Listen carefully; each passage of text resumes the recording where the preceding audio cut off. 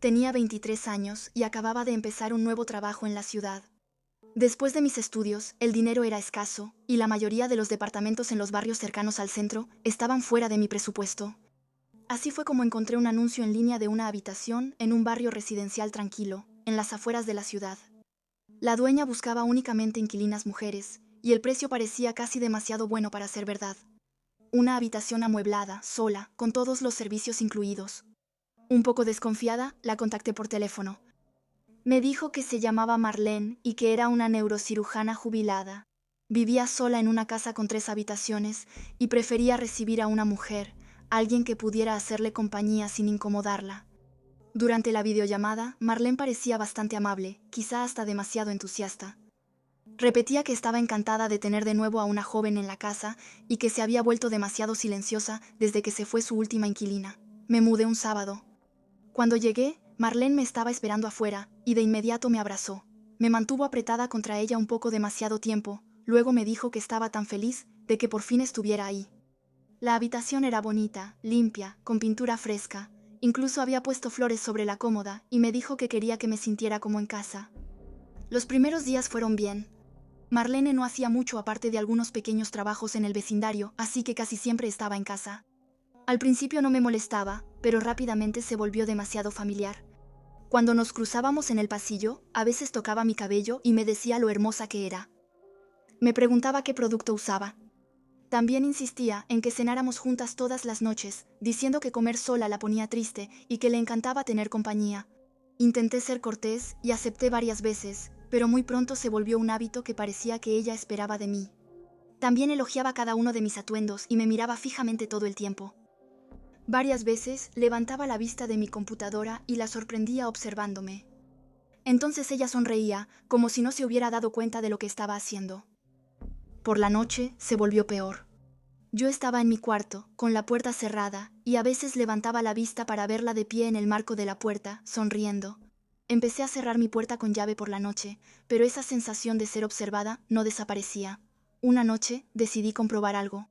Fingí estar dormida y dejé mi puerta entreabierta, lo suficiente como para ver si ella pasaría.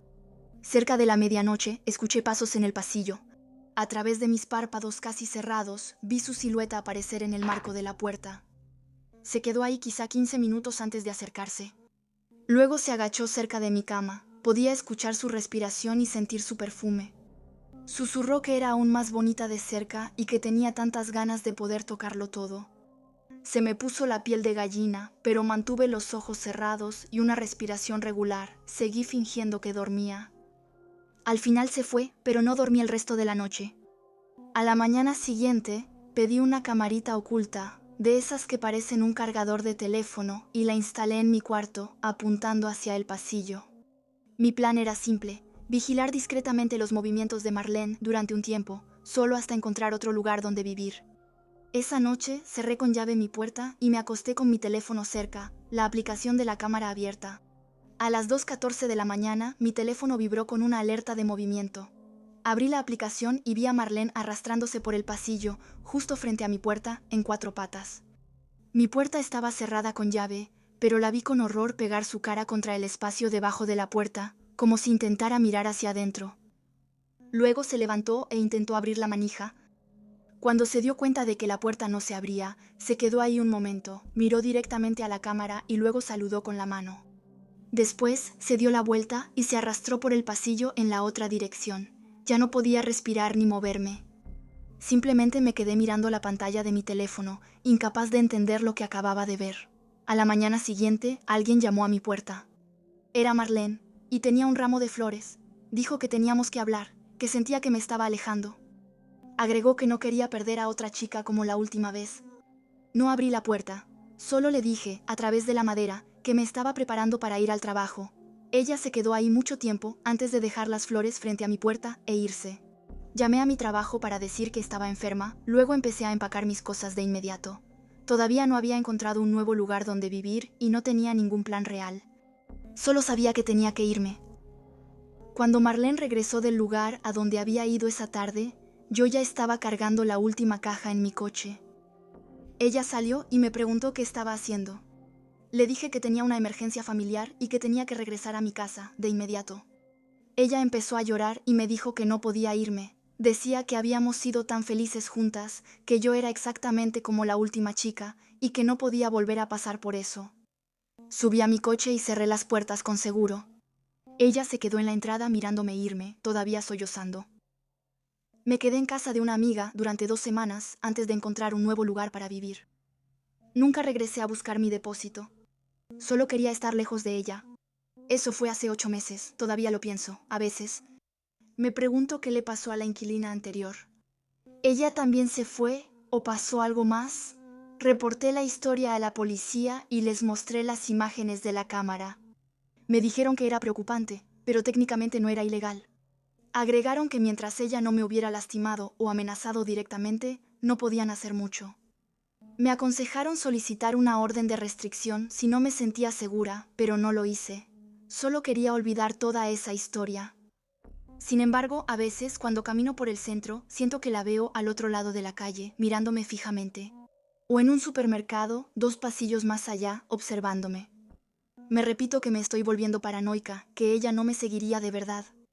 Pero no logro quitarme esa sensación, como si ella todavía estuviera ahí, en algún lugar, mirándome.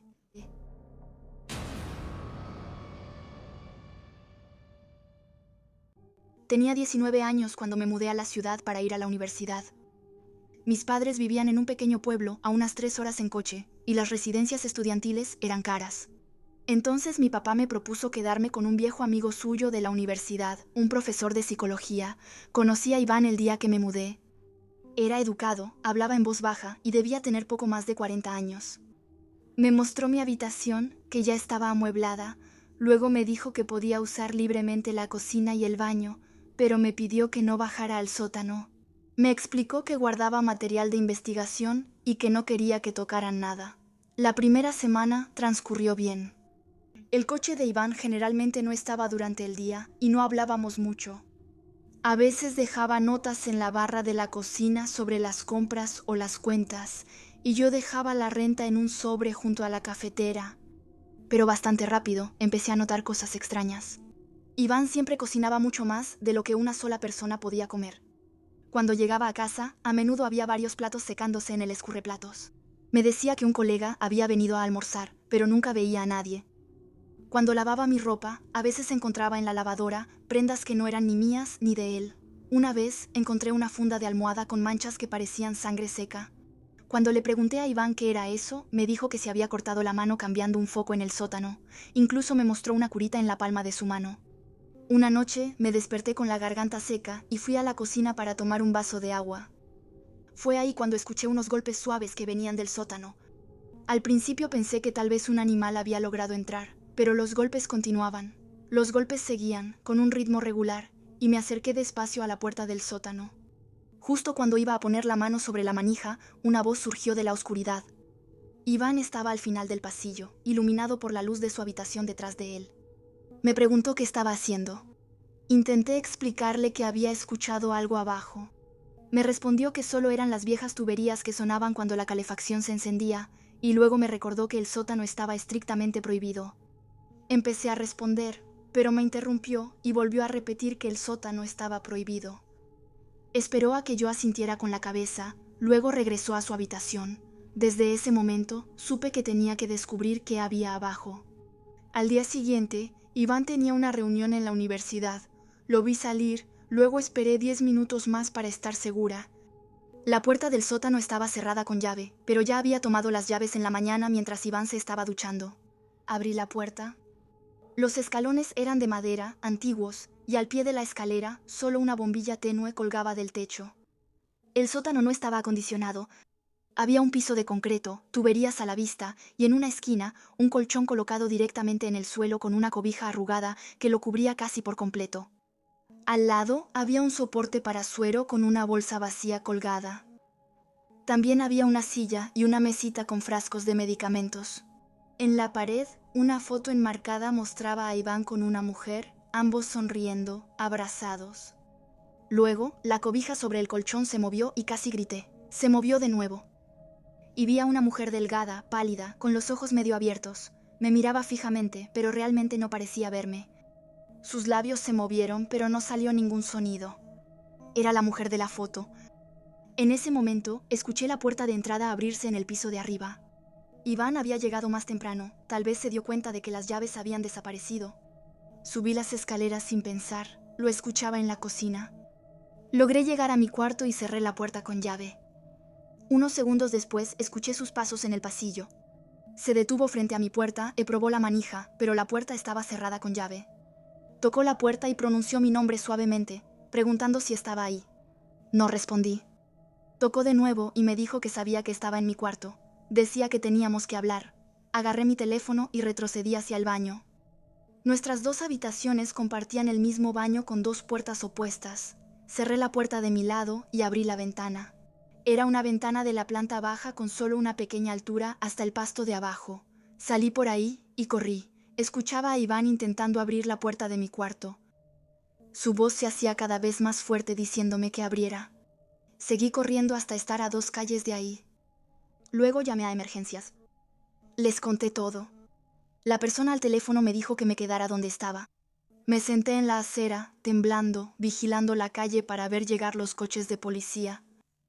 Llegaron 15 minutos después y los policías entraron a la casa mientras yo esperaba afuera con un agente que me hacía preguntas a las que apenas podía responder. 20 minutos después, sacaron a la mujer en una camilla. Estaba consciente pero muy débil. Los paramédicos se la llevaron. Después, sacaron a Iván esposado. Me miró mientras lo subían al coche. Sus ojos estaban llenos de odio y de ira. Esa noche dormí en casa de una amiga y luego di mi declaración en la comisaría a la mañana siguiente. Los policías me explicaron que la mujer se llamaba Marisa Mercier, era la esposa de Iván. Había sido declarada muerta 3 años antes. El certificado de defunción mencionaba una insuficiencia cardíaca, pero nunca hubo un cuerpo. Iván había afirmado que la había hecho incinerar. En realidad, él la había guardado en el sótano.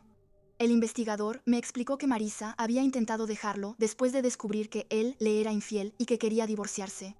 Pero Iván se había negado a aceptarlo. Él fingió la muerte de Marisa y la mantuvo sedada en el sótano. Marisa estuvo varias semanas en el hospital.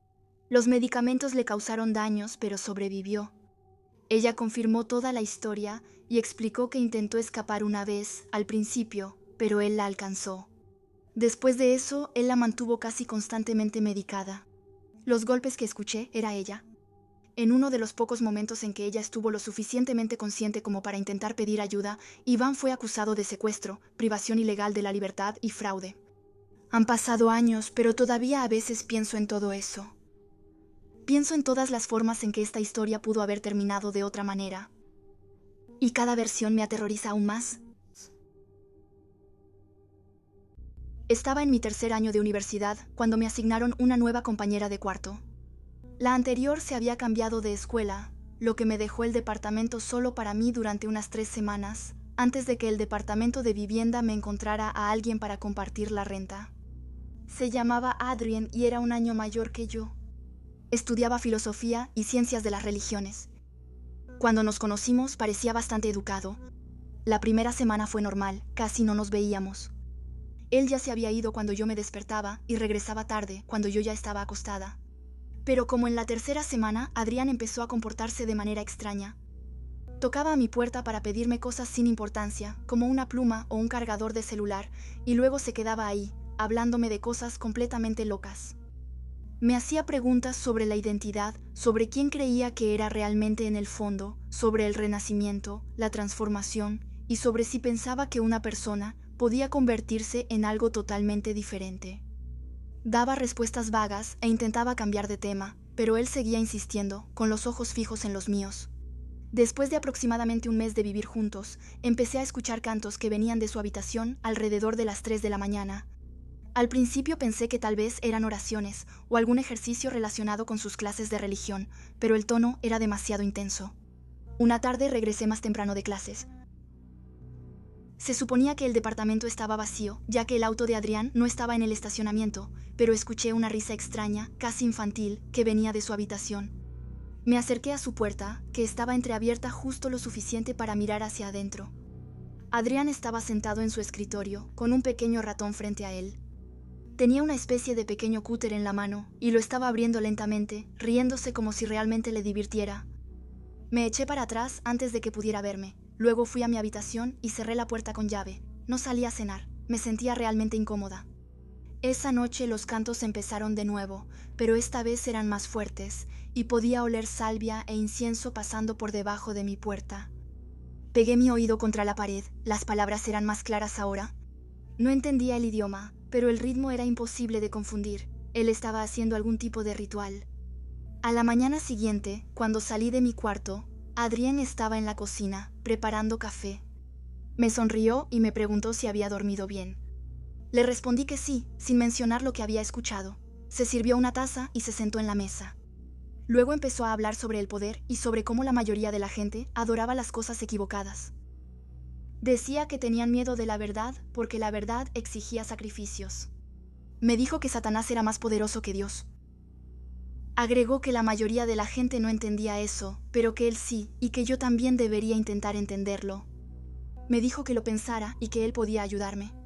Lo miré fijamente y le pregunté si hablaba en serio. Él asintió con la cabeza. Le pregunté francamente si pertenecía a una secta. Adrien sonrió. Su mirada se volvió vacía, como si mirara a través de mí en lugar de mirarme a mí. Luego se levantó, puso su taza en el fregadero y regresó a su habitación sin decir una palabra más. Pasé todo el día tratando de averiguar qué hacer. Pensé en llamar al servicio de vivienda, en hacer mis maletas e irme, pero me repetía que estaba exagerando, que él solo era raro y excéntrico, y que en la universidad uno se encontraba con todo tipo de personas. Debí haber escuchado a mi instinto. Esa noche me desperté como a las 3 de la mañana y descubrí que mi cuarto estaba lleno de decenas de velas. Sus llamas proyectaban sombras temblorosas en las paredes. En el suelo, dibujado con lo que parecía pintura roja, había un pentagrama. Adrien estaba sentado en el centro, con las piernas cruzadas, los ojos en blanco, tanto que casi solo se veía el blanco. Él cantaba las mismas palabras que había escuchado a través de la pared, pero ahora era más fuerte, más intenso. Parecía estar en una especie de trance. Su cuerpo se balanceaba ligeramente, con las manos levantadas, las palmas hacia arriba. No podía moverme ni respirar. Simplemente lo miraba, sentado ahí, en el suelo de mi habitación, realizando una especie de ritual satánico mientras yo dormía. Su cabeza se inclinó hacia mí, con los ojos todavía en blanco, como si hubiera sentido que yo estaba despierta aunque ni siquiera podía verme. Eso fue lo que me sacó de mi parálisis. Agarré mi teléfono y salí corriendo del departamento. Me encontré en el pasillo y llamé a la seguridad del campus. Les conté todo. Llegaron en menos de 10 minutos. 2 agentes entraron al departamento mientras yo esperaba en el pasillo. Escuchaba voces. La de Adrien era tranquila y confundida, como si no entendiera lo que estaba pasando. Los agentes le pedían que saliera. Cuando lo sacaron, parecía un tipo común en pants, completamente perdido. Los agentes regresaron al interior y se sorprendieron al ver los pentagramas y las velas. Me preguntaron si quería presentar una denuncia oficial. Dije que sí, y les dije que querría que sacaran a Adrien del departamento de inmediato. El servicio de vivienda lo hizo irse esa noche y lo colocó en un alojamiento temporal durante la investigación. Una semana después, recibí una llamada de los servicios estudiantiles.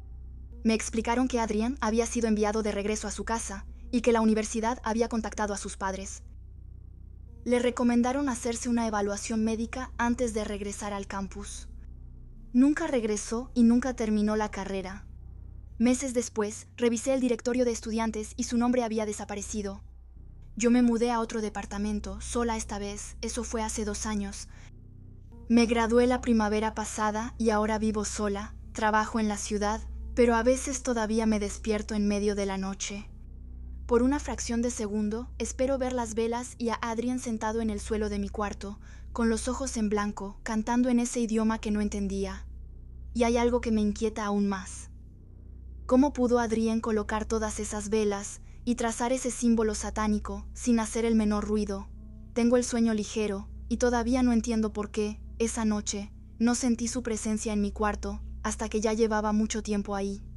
No había bebido, no había tomado ningún medicamento, entonces ¿por qué no escuché nada mientras él preparaba toda esa ceremonia ocultista en mi cuarto? Viví con el idiota más grande de la tierra. Héctor era un chico afrolatino de 1,80 m que venía de Nueva Jersey y que tenía 2 formas de ser muy distintas. O era un torbellino de ira, o se reía frenéticamente. No había mucho término medio. Cuando lo encontrabas de buen humor, era tolerable. Pero era totalmente insoportable cuando estaba en uno de sus arranques de ira. Era una repetición para un tipo de banda post-hardcore que hacía muchas giras por la costa este, lo cual era una de las pocas ventajas de ser su compañera de cuarto. Pasaba semanas fuera del departamento, pero seguía pagando la renta. Pero en cuanto estaba ahí, bueno, aquí tienes un ejemplo. Estamos en julio en East Harlem. Las ventanas están abiertas, música latina sale de otras ventanas abiertas y yo estoy tomando una limonada de durazno sureña, tipo La vida es bella. De repente, Héctor aparece en el departamento cubierto de polvo de ladrillo diciendo: «Necesito ladrillos, amigo. ¿Tienes ladrillos?» Yo solo era una repartidora de Uber esperando que despegara mi carrera de comediante. Así que no tenía ladrillos. Y aunque ese hubiera sido el caso, no los habría compartido con Héctor. Entonces, de repente, él dijo: «Hay ladrillos en el techo». Y mientras sale rápidamente del departamento y se dirige hacia la escalera del edificio, escucho a unos niños gritar debajo de la ventana. Entonces me asomo para ver al grupo de niños, como niños de 11 años gritando cosas en español frente a nuestro edificio. Me ve y empieza a hacerme señas obscenas y otras cosas antes de dispersarse por todos lados. Luego, ¡pum!, un ladrillo aterriza justo en el lugar donde estaban antes de dispersarse. ¿Ven? Ese es el tipo de persona que era Héctor. Podía salir a comprar una bolsa de papas y terminar en una pelea de ladrillos con unos niños puertorriqueños de regreso a casa. Ni una sola vez en mi vida me he peleado con un preadolescente. Mucho menos con proyectiles. Pero con Héctor eso pasaba todos los días. Entonces llegó ese mes de octubre.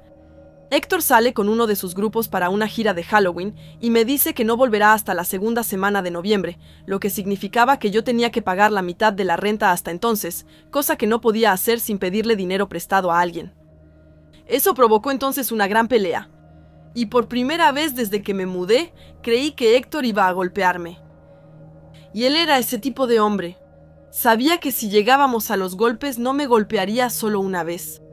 Así que, cuando finalmente se fue de gira, el ambiente en el departamento no solo estaba por los suelos.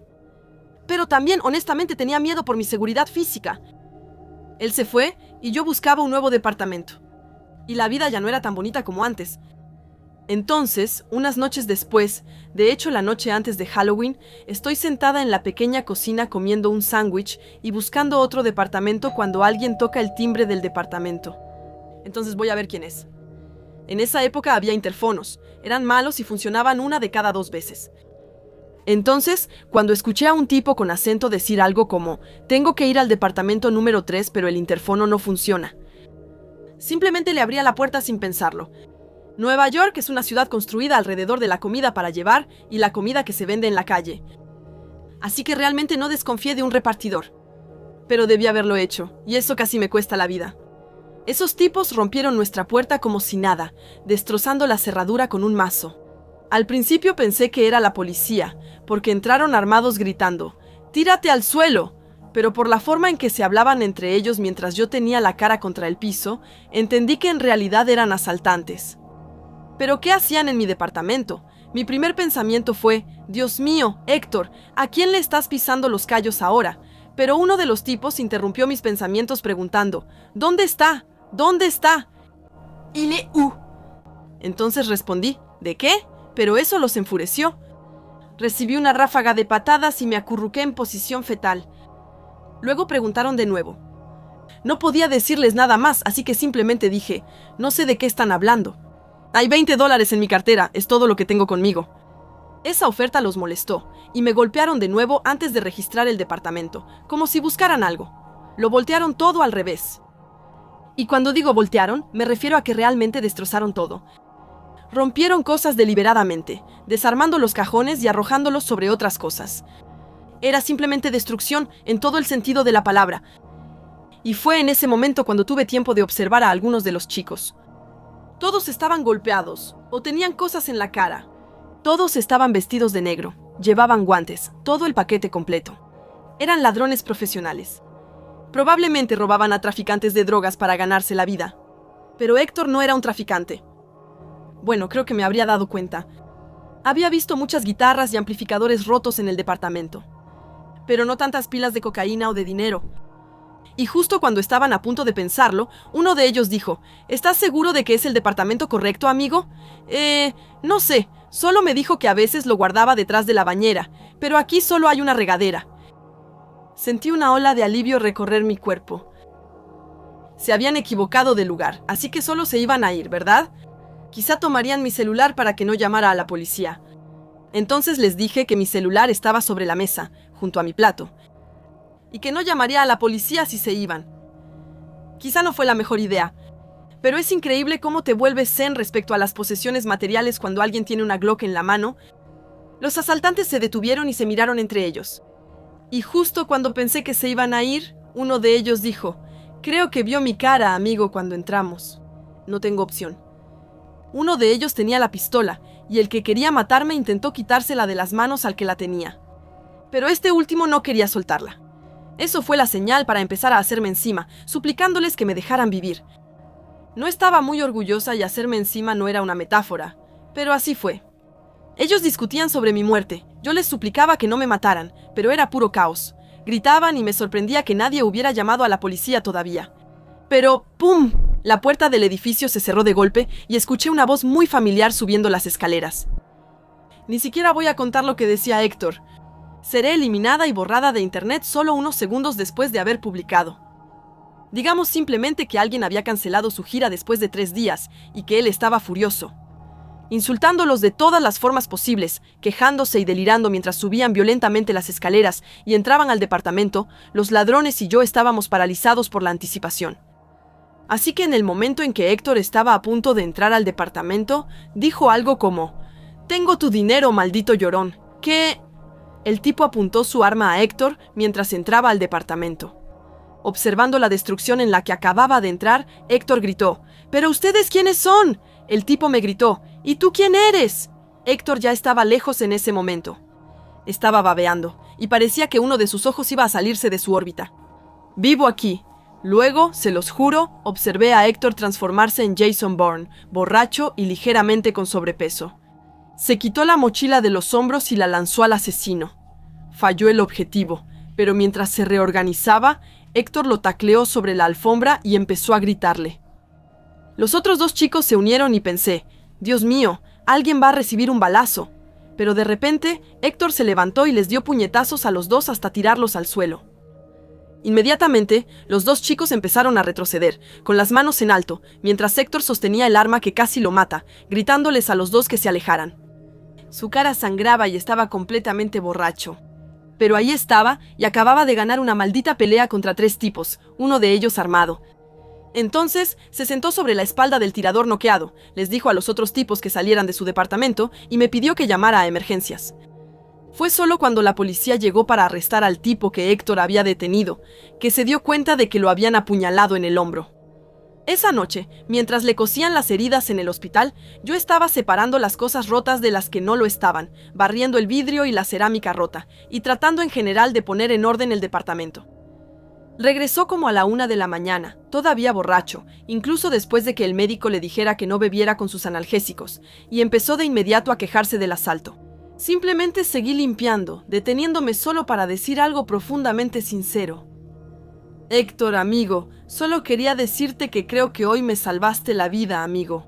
Solo quería darte las gracias». Sentí un nudo en la garganta al decirlo. Un poco como me pasa ahora mientras lo escribo.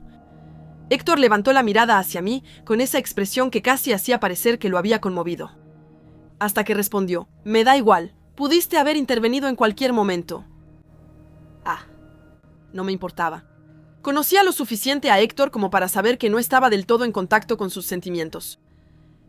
Pero cuando la cantidad incómoda de emociones en el aire era tan alta que quiso salir de la habitación, se volteó para decir: «¿Viste la cara de esos tipos? Aún así, estuvo divertidísimo, amigo». Luego se fue de nuevo a su habitación, riendo con esa risa de niño malévolo que todavía hoy me pone la piel de gallina. Verán, durante poco más de 1 año, compartí un departamento con el idiota más grande del mundo, y le debo mi vida a ese idiota. Por favor, Nueva York, nunca cambies.